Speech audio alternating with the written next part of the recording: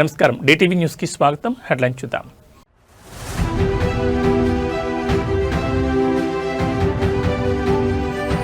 Davos సదస్సులో CM Revanth Reddy బృందం పర్యటన. రాష్ట్రానికి 19,500 కోట్ల పెట్టుబడులు.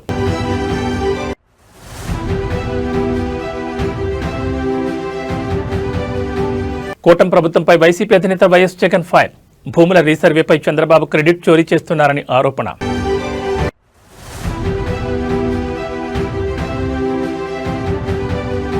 ఏపీ లిక్కర్ కేసులు ఈడీ విచారణకు హాజరైన విజయసాయిరెడ్డి. రాజకీయ వర్గాల్లో ఉత్కంఠ.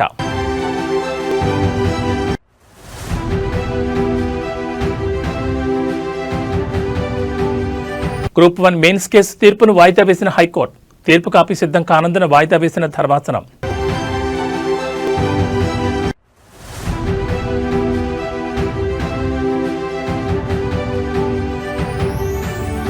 సరెండా అటవీ ప్రాంతంలో భీకర ఎన్కౌంటర్. 10 మంది మావోయిస్టులు దుర్మరణం.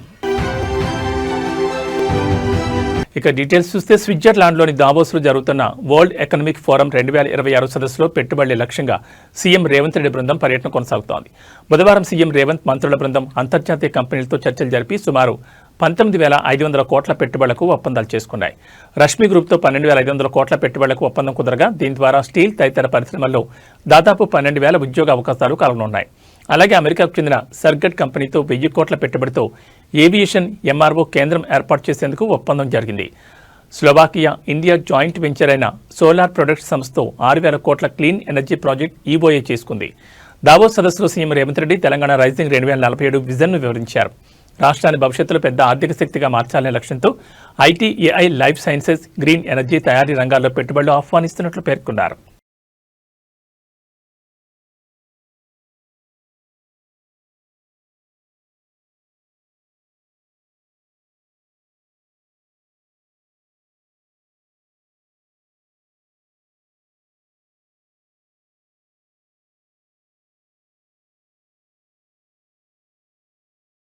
వైసీపీ అధినేత ఏపీ మాజీ ముఖ్యమంత్రి వైఎస్ జగన్మోహన్ రెడ్డి తాజాగా నిర్వహించిన ప్రెస్ మీట్లో ప్రజా సమస్యలు, తాజా రాజకీయ పరిణామాలపై వ్యాఖ్యానించారు. ముఖ్యంగా భూముల రీసర్వే అంశంలో సీఎం చంద్రబాబు నాయుడు క్రెడిట్ చోరీకి పాల్పడుతున్నారని ఆయన ఆరోపించారు. ఈ భూమండలంపై ఇంత దారుణమైన క్రెడిట్ చోరీ చేయగలవారు ఎవరూ ఉండరంటూ జగన్ తీవ్రస్థాయిలో విమర్శలు గుప్పించారు. భూముల రీసర్వే చేయాలన్న కనీస ఆలోచన చంద్రబాబుకి ఎప్పుడైనా వచ్చిందా అని జగన్ ప్రశ్నించారు. రైతుల సమస్యలు తీర్చాలన్న చిత్తశుద్ధి బాబుకు లేదని వ్యాఖ్యానించారు. రైతులు ఎదుర్కొంటున్న భూ వివాదాలకు ఏకైక పరిష్కారం సమగ్ర భూ రీసర్వేనని స్పష్టం చేశారు. 2019 ముందు భూములు సర్వే చేయడానికి అవసరమైన ఆధునిక టెక్నాలజీనే లేదని, తన పాదయాత్ర సమయంలోనే భూముల రీసర్వే చేయాలని నిర్ణయం తీసుకున్నారని జగన్ అన్నారు. 2019 ఎన్నికల మేనిఫెస్టోలో అధికారంలోకి వస్తే సమగ్ర భూ సర్వే చేపడతామని హామీ ఇచ్చామని, ఆ మాట కట్టుబడి పారదర్శకంగా భూముల రీసర్వే నిర్వహించామని జగన్ అన్నారు. రైతులకు, భూ యజమానులకు వివాదాలు లేకుండా ట్యాంపరింగ్కు అవకాశం లేని విధంగా శాశ్వత భూపత్రాలు అందించామని తెలిపారు. భూ సర్వేను ఒక మహాయజ్ఞంలో చేపట్టినట్టు తెలిపారు. బ్రిటిషర్ల కాలంలో దాదాపు 100 ఏళ్ల క్రితం జరిగిన భూ సర్వే తర్వాత మళ్లీ 2020 డిసెంబర్ 21న భూముల రీసర్వే ప్రారంభించామని జగన్ గుర్తు చేశారు. ఈ భూమండలం మీద నిజంగా ఇంతటి దారుణమైన క్రెడిట్ చోరీ చేయగలిగిన వ్యక్తి ఇంకొకడెవడైనా ఉండగలడా అని అనిపించేట్టుగా చంద్రబాబు నాయుడు గారు మాట్లాడుతూ ఉన్నారు. ఊసరి వెళ్ళి కూడా చంద్రబాబు నాయుడును చూసి బహుశా సిగ్గుపడుతుందేమో. అంతటి దారుణమైన మోసాలు, అంతటి దారుణమైన అబద్ధాలు. నేను సూటిగా చంద్రబాబు నాయుడు గారిని అడుగుతా ఉన్నా, మీ ద్వారా ప్రజలందరి తరపున అడుగుతా ఉన్నా. అయ్యా, 4 సార్లు సీఎం అని చెప్పి చెప్పుకునే ఈ పెద్ద మనిషి చంద్రబాబు నాయుడు, నేను అడుగుతా ఉన్నా, భూముల రీసర్వే చేయాలన్న కనీస ఆలోచన అయినా కూడా నీకు ఎప్పుడైనా గతంలో వచ్చిందా అని? కనీసం ఆలోచన అయినా నీకు గతంలో ఎప్పుడైనా వచ్చిందా అని? ప్రజలు ఇబ్బందుల్లో, దీన్ని మహాయజ్ఞం అని అంటారు. Look at the depth.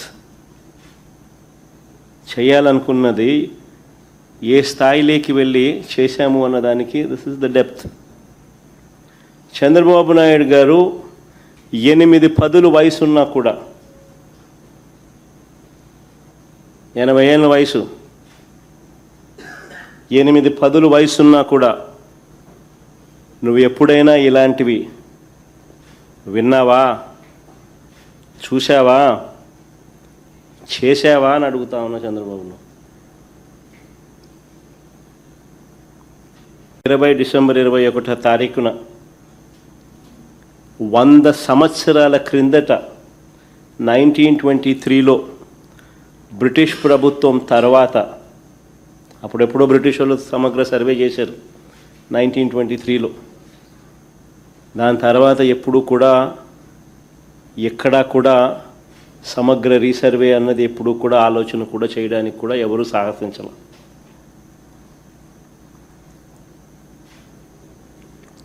చెప్పిన మేరకు 2020 డిసెంబర్ 21వ తారీఖున 100 ఏళ్ల తర్వాత 1923లో బ్రిటిష్ ప్రభుత్వం తర్వాత సమగ్ర భూ సర్వే రికార్డ్స్ అన్నీ అప్డేట్ చేయడం, సిస్టమ్స్లోకి రిఫార్మ్స్ తీసుకొని రావడం మొదలుపెట్టి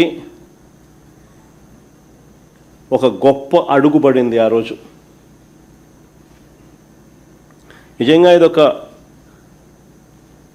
ఒక రాష్ట్ర ప్రభుత్వంగా ఒక సువర్ణాక్షరాలతో లిఖించదగ్గ ఒక గొప్ప అధ్యాయం ఇది.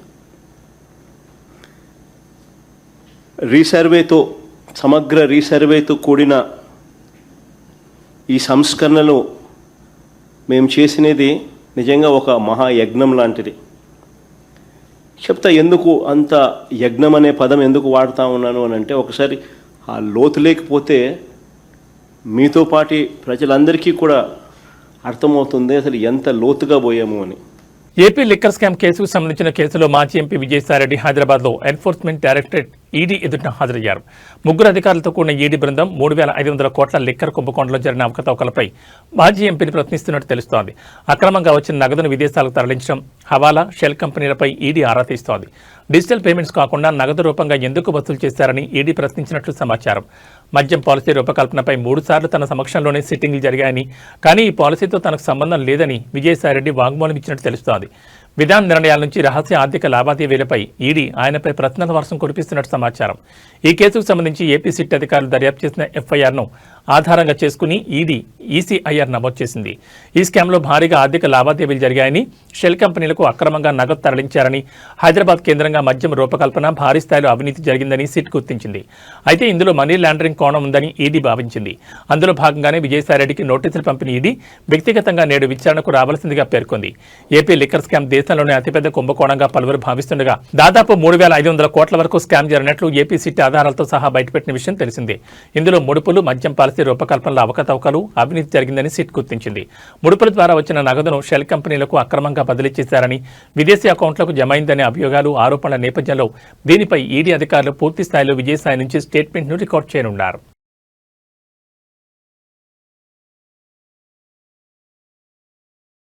గ్రూప్ 1 నియామకాలపై తెలంగాణ హైకోర్టు తీర్పును వాయిదా వేసింది. వచ్చే నెల 5న తుది తీర్పు వెల్లడించనున్నట్లుగా ధర్మాసనం తెలిపింది. అయితే కేసుకు సంబంధించి తీర్పు కాపీ ఇంకా సిద్ధం కాలేదని న్యాయవాదులకు డివిజన్ బెంచ్ సమాచారం ఇచ్చింది. దీంతో ఫిబ్రవరి 5న కేసులో తుది తీర్పు వెలువడనుంది. కాగా గ్రూప్ 1 పరీక్షల నిర్వహణ, కరెక్షన్, బయోమెట్రిక్ నిబంధనల అమల్లో లోపాలున్నాయంటూ పలువురు అభ్యర్థులు గతంలో హైకోర్టును ఆశ్రయించారు. దీనిపై విచారణ జరిపిన సింగిల్ బెంచ్ గ్రూప్ 1 ఫలితాలను రద్దు చేస్తూ సంచలన తీర్పునిచ్చింది. అంతేకాకుండా జవాబు పత్రాలను తిరిగి మూల్యాంకనం చేయాలని, లేదా అవసరమైతే పరీక్షను మళ్లీ నిర్వహించాలని ఆదేశిస్తూ అప్పట్లో నియామకాలపై స్టే విధించింది. అనంతరం సింగిల్ బెంచ్ తీర్పును సవాల్ చేస్తూ తెలంగాణ పబ్లిక్ సర్వీస్ కమిషన్ ఎంపికైన అభ్యర్థులు డివిజన్ బెంచ్లో అప్పీల్ చేశారు. ఈ క్రమంలోనే ప్రధాన న్యాయమూర్తి ధర్మాసనం సింగిల్ బెంచ్ ఇచ్చిన స్టేని ఎత్తివేస్తూ మధ్యంతర ఉత్తర్వులు జారీ చేసింది. దీంతో ప్రభుత్వం వేగంగా స్పందించి ఎంపికైన 562 మంది అభ్యర్థులకు నియామక పత్రాలు అందజేసింది. అయితే ఈ నియామకాలు కోర్టు ఇచ్చే తుది తీర్పునకు లోడుపడి ఉంటాయని ధర్మాసనం అప్పుడే స్పష్టం చేసిన విషయం తెలిసిందే. అయితే ఇప్పటికే ఉద్యోగాల్లో చేరిన అభ్యర్థుల నియామకాలు సుస్థిరమవుతాయా, మూల్యాంకనం, బయోమెట్రిక్, ఓఎంఆర్ షీట్లపై వచ్చిన ఆరోపణలను కోర్టు పరిగణలోకి తీసుకుంటుందా అనే విషయం 562 మంది గ్రూప్ 2 అభ్యర్థుల భవితవ్యంతో ముడిపడింది.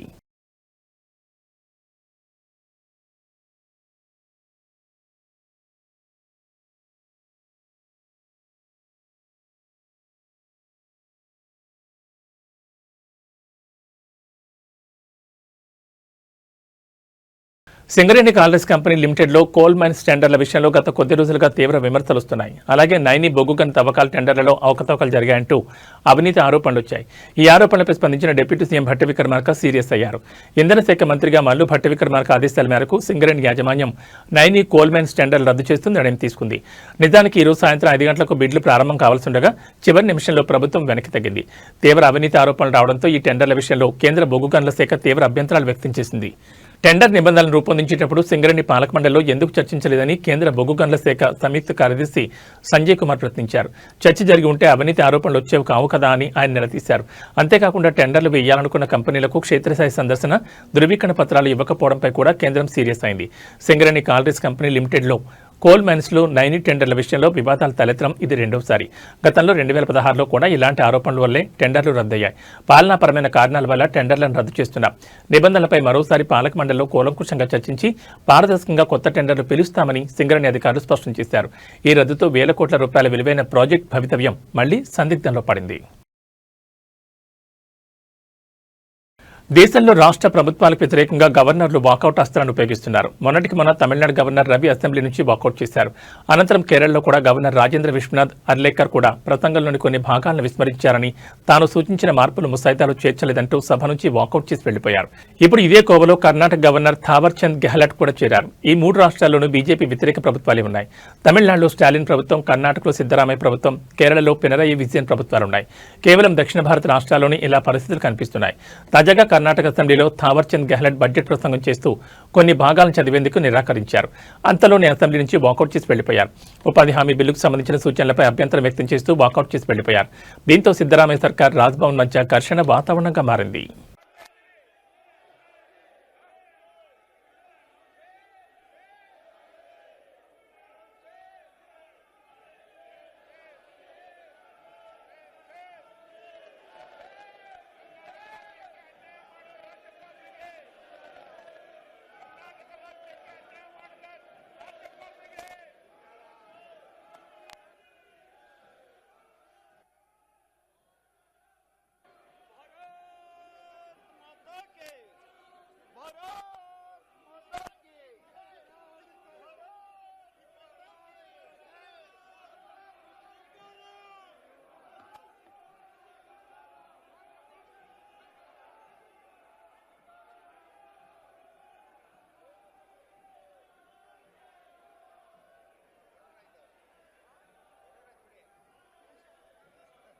సినీ నటి కరాటే కళ్యాణిపై దాడి ఘటనలో యూట్యూబర్, సోషల్ మీడియా ఇన్ఫ్లుయెన్స్ సిద్ధమౌని నరేందర్ను హైదరాబాద్లోని పంజగుట్ట పోలీసులు అరెస్ట్ చేశారు.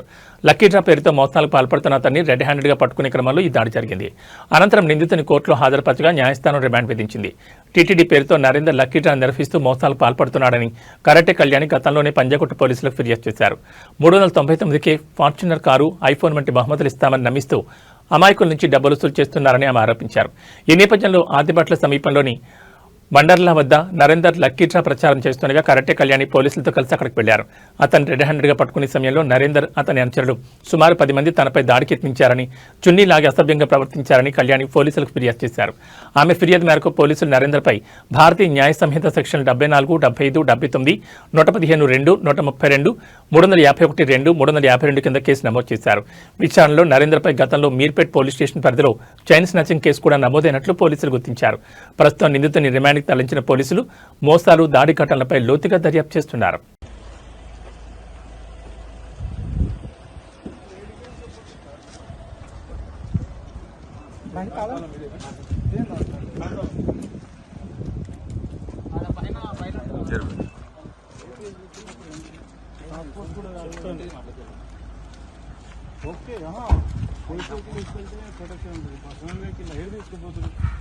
నేను తెలియదు కదా, చెప్తానే కానీ చెప్తా చెప్తా అంటాను.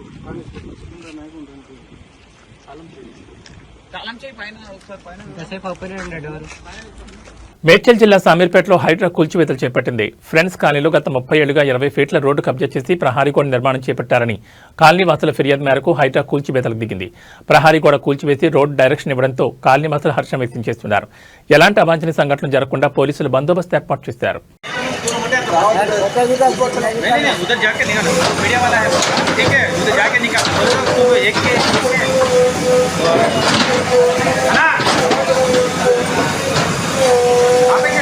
మేడారం జాతర నేపథ్యంలో తలెత్తిన వివాదంపై committee Kurrallu the great pre wedding show చిత్రాల ఫేమ్ నటి టీనా శ్రావ్య స్పందిస్తూ బహిరంగ క్షమాపణ చెప్పారు.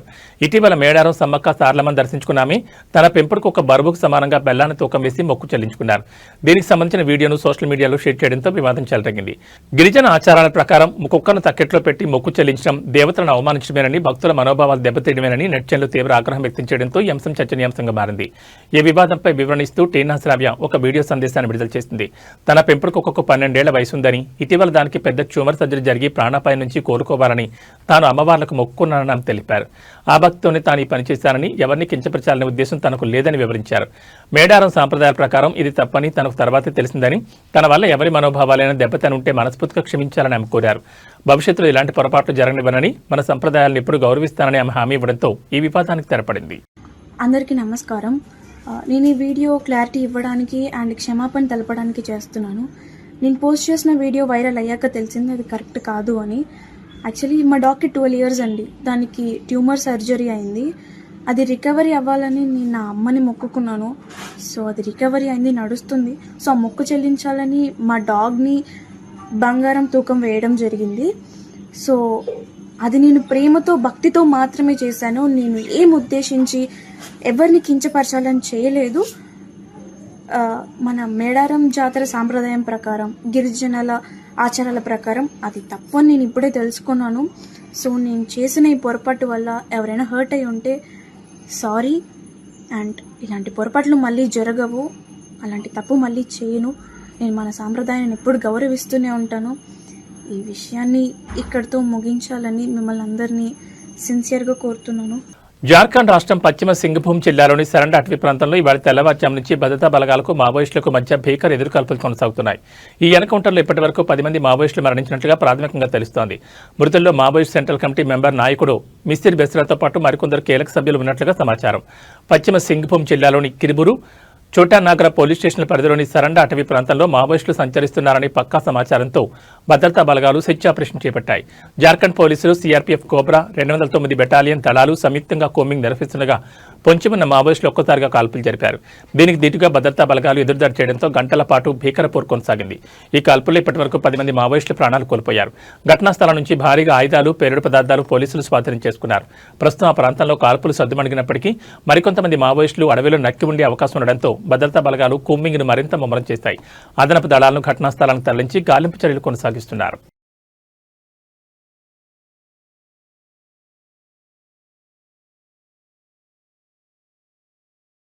నంద్యాల జిల్లాలో ఘోర రోడ్డు ప్రమాదం చోటు చేసుకుంది. ప్రైవేట్ బస్సు టైరు పేలడంతో అదుపు తప్పి ఎదురుగా వస్తున్న లారీ ఢీకొట్టింది. ఈ దుర్ఘటనలో బస్సు, లారీ డ్రైవర్తో సహా 3 అక్కడికక్కడే సజీవ దహనమయ్యారు.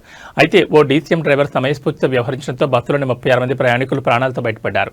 నెల్లూరు నుంచి 36 మంది ప్రయాణికులతో హైదరాబాద్ వెళ్తున్న ఏఆర్బీసీవీఆర్ ట్రావెల్స్ బస్సు సిరివెళ్ల మట్ట వద్దకు రాగానే దాని టైర్ ఒక్కసారిగా పేలిపోయింది. దీంతో అదుపు తప్పిన బస్సు డివైడర్ దాటి ఎదురుగా వస్తున్న కంటైనర్ లారీని బలంగా ఢీకొట్టింది. ఢీకొన్న వెంటనే బస్సులో మంటలు చెలరేగాయి. అదే సమయంలో అటుగా వెళుతున్న ఓ డీసీఎం డ్రైవర్ దైవదూతలా స్పందించాడు. తన వాహనాన్ని ఆపి బస్సు అద్దాలు పగలగొట్టి ప్రయాణికులను బయటకు దూకాలని అప్రమత్తం చేశాడు. దీంతో ప్రయాణికులంతా కిటికీల నుంచి దూకి ప్రాణాలు కాపాడుకున్నారు. ఈ క్రమంలో 10 మందికి పైగా ప్రయాణికులకు స్వల్ప గాయాలయ్యాయి. ప్రమాద తీవ్రతకు బస్సు, లారీ పూర్తిగా దగ్ధమయ్యాయి. ప్రయాణికుల లగేజ్ మొత్తం కాలిబూడిదైంది. బస్సు డ్రైవర్, లారీ డ్రైవర్, క్లీనర్ల మృతదేహాలు గుర్తుపెట్టలేని విధంగా కాలిపోయాయి. సమాచారం అందుకున్న పోలీసులు వెంటనే ఘటనా స్థలానికి చేరుకుని సహాయ చర్యలు చేపట్టారు. గాయపడిన వారిని నంద్యాల ప్రభుత్వాసుపత్రికి తరలించారు. ఈ ఘటనపై కేసు నమోదు చేసుకుని దర్యాప్తు చేస్తున్నారు. కాగా డీసీఎం డ్రైవర్ సకాలంలో స్పందించడంతో పెను ప్రమాదం తప్పిందని, లేదంటే మృతుల సంఖ్య భారీగా ఉండేదని అధికారులు, ప్రయాణికులు చెబుతున్నారు.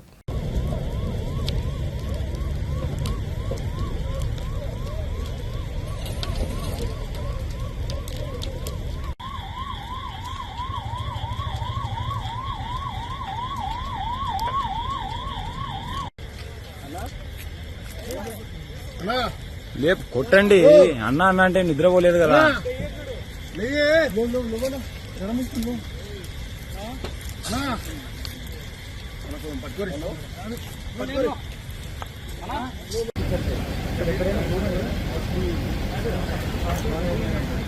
గుంటూరు జిల్లా దుగ్గిరాలలో సినిమా కథలను మించిన క్రైమ్ థ్రిల్లర్ వెలుగు చూసింది. కట్టుకున్న భర్త ప్రియుడితో కలిసి చంపడమే కాకుండా రాత్రి మొత్తం శవం పక్కనే కూర్చుని భార్య ఫోన్ వీడియోలు చూసింది. ఈ షాకింగ్ ఘటనకు సంబంధించిన వివరాలు ఇలా ఉన్నాయి. దుగ్గిరాలకు చెందిన శివనాగరాజు, లక్ష్మీ మాధురి భార్యాభర్తలు కాగా లక్ష్మీ మాధురి గత కొద్ది రోజులుగా గోపి అనే వ్యక్తి ప్రేమలో పడింది. దీంతో వారు శివనాగరాజును అడ్డు తొలగించుకోవాలని పథకం వేశారు. తన భర్తకు ఇష్టమైన బిర్యానీలోని 20 నిద్ర మాత్రల పౌడర్ని కలిపి వడ్డించింది. అతను స్పృహ కోల్పోగానే ప్రియుడితో కలిసి దిండితో ఊపిరాడకుండా చేసి ప్రాణాలు తీసింది. అనంతరం ఈ కిరాతకం అంతటితో ఆగలేదు. భర్త శవం పక్కనే పడి ఉన్న ఏమాత్రం చలించిన ఆ మహిళ రాత్రంతా ప్రియుడితో కలిసి ఫోన్ వీడియోలు చూస్తూ కాలక్షేపం చేసింది. మరుసటి రోజు ఉదయం తన భర్త గుండెపోటుతో మరణించాడని చుట్టుపక్కల వారికి చెప్పింది. అంతా సజావుగాన్ని సాగిపోతుందనుకున్న తరుణంలో మృతుడి చెవి నుంచి వచ్చిన చిన్న రక్తపు చుక్క పోలీసులకు అనుమానం కలిగించింది. రంగంలోకి దిగిన పోలీసులు తమదైన శైలిలో విచారించడంతో ఘోర రహస్యం బయటపడింది.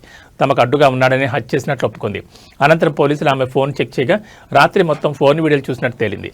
దీంతో పోలీసు అధికారులు ఒక్కసారిగా విస్తుపోయారు. కేసు నమోదు చేసుకుని నిందితులను అరెస్టు చేశారు.